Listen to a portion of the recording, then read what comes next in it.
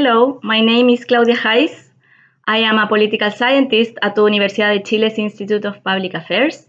Many thanks to Joel Colon Rios for this opportunity to address this new government law year in review at the New Zealand Centre for Public Law. And I will take this opportunity to share a few words about the work and prospects of the Chilean Constitutional Convention.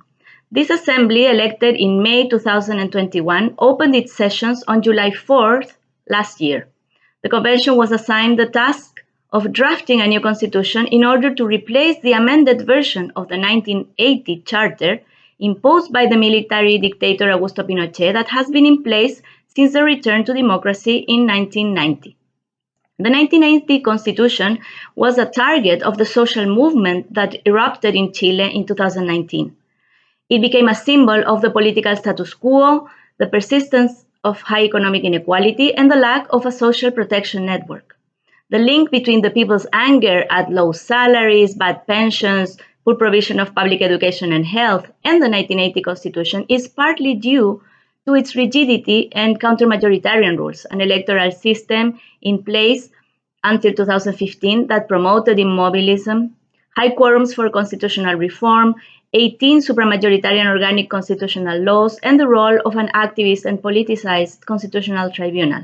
All of these were perceived to protect the powerful over the weak and to allow persistent abuses of concentrated markets over the common people, particularly regarding basic services.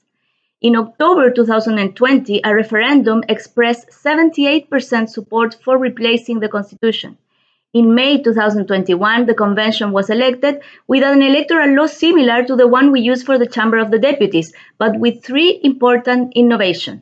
First, independents, that is, people who do not formally belong to any political party, were allowed to compete in lists just like political parties do, in a proportional representation system where candidates of a list adapt their votes following the D'Hondt formula.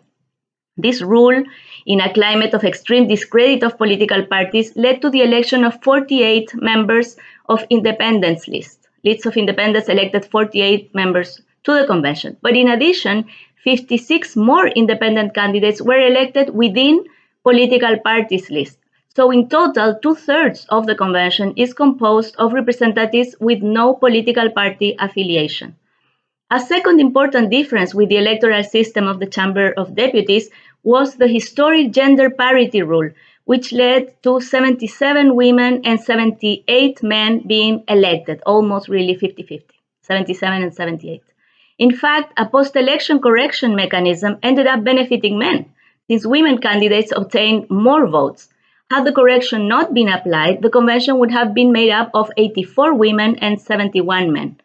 As there were more women elected, several had to give up their seats to male colleagues on their lists. This sharply contrasts with the historically very low presence of women in the Chilean Congress. The third important reform to the electoral system were 17 reserved seats for representatives of 10 indigenous peoples: the Mapuche, Aymara, Diaguita, Licanantay or Atacameño, Coya, Quechua, Rapa Nui, Chango, Cahuéscar, and Yagan. Affirmative action for women and indigenous peoples, as well as openness to non-party actors, were seen as necessary to increase the legitimacy of the convention.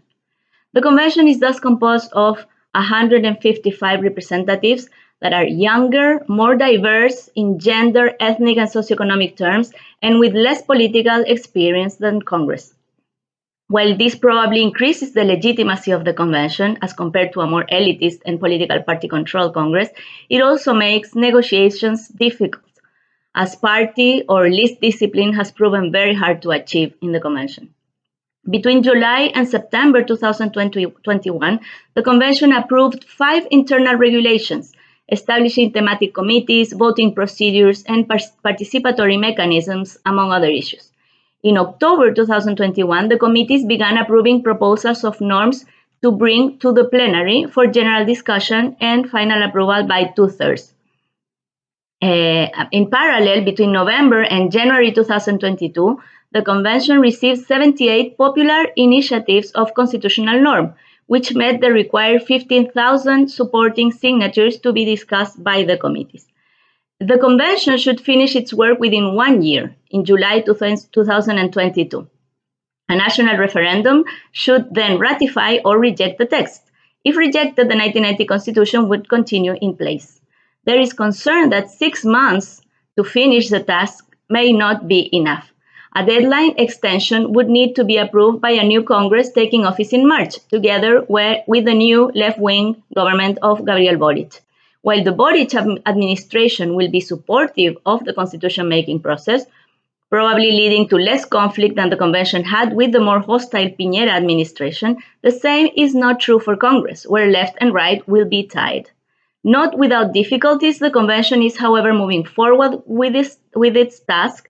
In February, it started the discussion in the plenary of particular norms, and hopefully it will produce a text that will finally overcome the long-lasting legacy of the dictatorship and open a new democratic horizon for the country.